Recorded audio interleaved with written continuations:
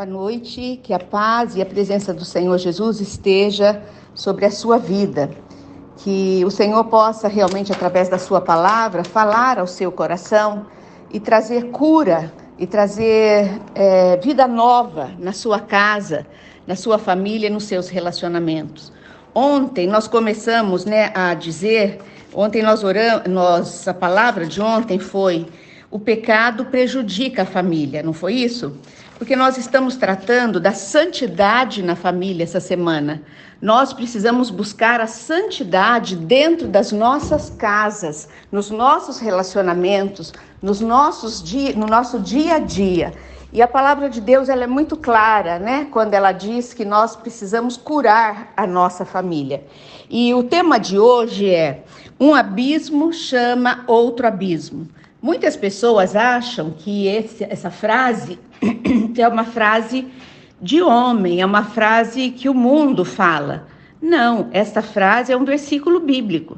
E ela está no Salmo 42, 42 mesmo, versículos 7 e 8. Vamos ler? Um abismo chama outro abismo, ao rugir das suas cachoeiras. Todas as tuas ondas e vagalhões se abateram contra mim.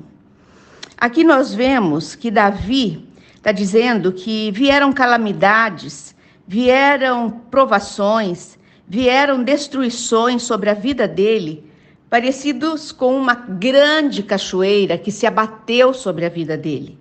E no versículo 8, ele diz o seguinte: contudo, o Senhor, durante o dia, me concede a sua misericórdia, e à noite comigo está o seu cântico, uma oração ao Deus da minha vida. Digo a Deus, minha rocha, porque tu me ouvistes, tu me compreendeu. Nós vemos aqui que no mesmo momento em que Davi ele tem entendimento que sobre a vida dele vieram abismos, vieram cachoeiras, de problemas. Ele tem a consciência, de que o Senhor concede misericórdia para ele, que o Senhor é a rocha dele, é a segurança dele. É isso que nós devemos aprender com Davi. Mesmo que venham problemas, tribulações, calamidades, enfermidade sobre a nossa vida, nós devemos dizer como Davi: mesmo que a minha alma se abata, mas eu sei em quem eu posso confiar. O meu Deus é a minha rocha, o meu Deus é o que tem misericórdia de mim, o meu Deus é o que cuida de mim à noite. A palavra abismo na Bíblia, ela indica, sabe o quê? Lugares escuros, lugares afastados da presença de Deus. Abismos são momentos onde nós achamos que nós iremos morrer. São momentos onde nós achamos que iremos entrar em caminhos de morte, que iremos sofrer, que nos sentimos sozinhos, abandonados, na escuridão mesmo e afastados de Deus. Quando aparece na nossa vida esses abismos, nós temos que ter a atitude que Davi teve, de dizer a Deus: Senhor, o Senhor é a minha força. Esse texto mostra que há uma sequência de caídas no pecado. Abismo chama outro abismo. O que quer dizer? Escuridão chama outra escuridão. Escuridão na Bíblia quer dizer pecado, afastamento de Deus. Parece que o pecado cometido na primeira vez, ele abre a porta para a repetição. É assim na nossa vida. A primeira vez você faz, a primeira vez você erra, a primeira vez você peca. E você diz: não, é só uma vez, eu só queria conhecer. Mas o que acontece? Quando você pratica esse pecado, você abre a porta, você dá legalidade para o inimigo te derrubar de novo, para que outro abismo venha sobre você.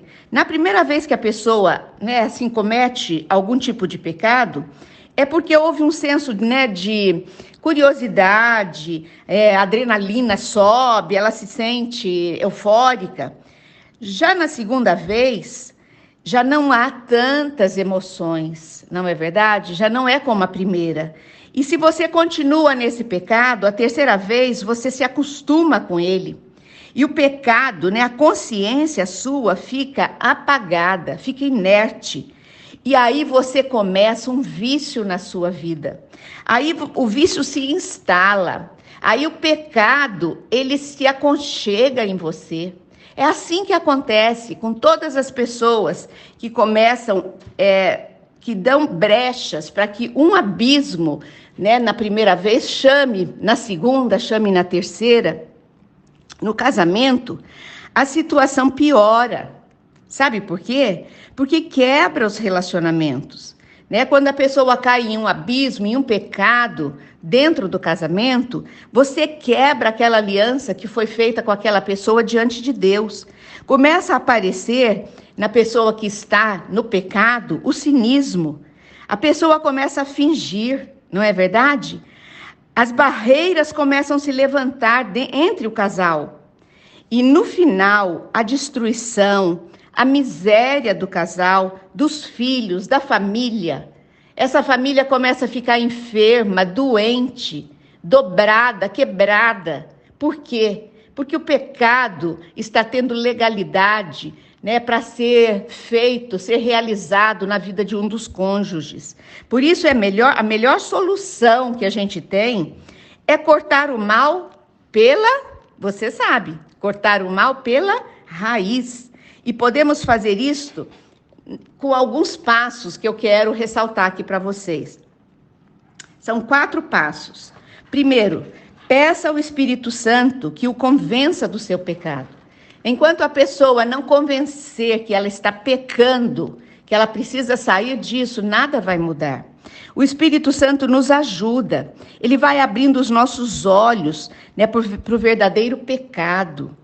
E o interessante que a gente vê é que o Espírito Santo, ele nos leva a entender a causa do pecado. Eu fiz isso por causa daquilo. E não somente a ação cometida, entendeu? Você começa a colocar peso sobre aquele pecado que você está realizando.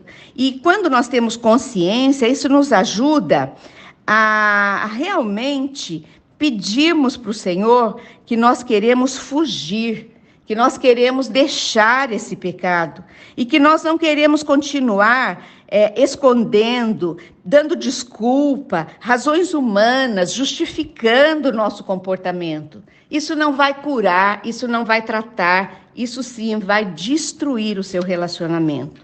Segundo, confesse seu pecado. Em João 1:9 diz: se confessarmos os nossos pecados, Deus é fiel e justo para perdoar os nossos pecados e nos purificar de toda injustiça.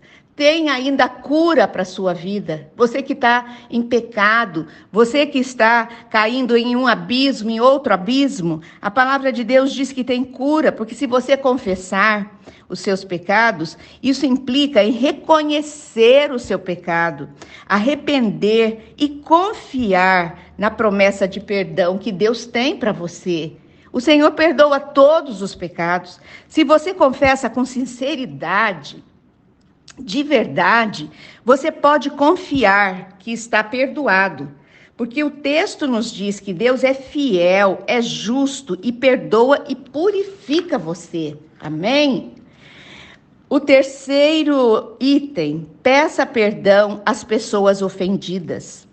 É muito importante acertar o seu relacionamento com as pessoas que foram envolvidas no seu pecado.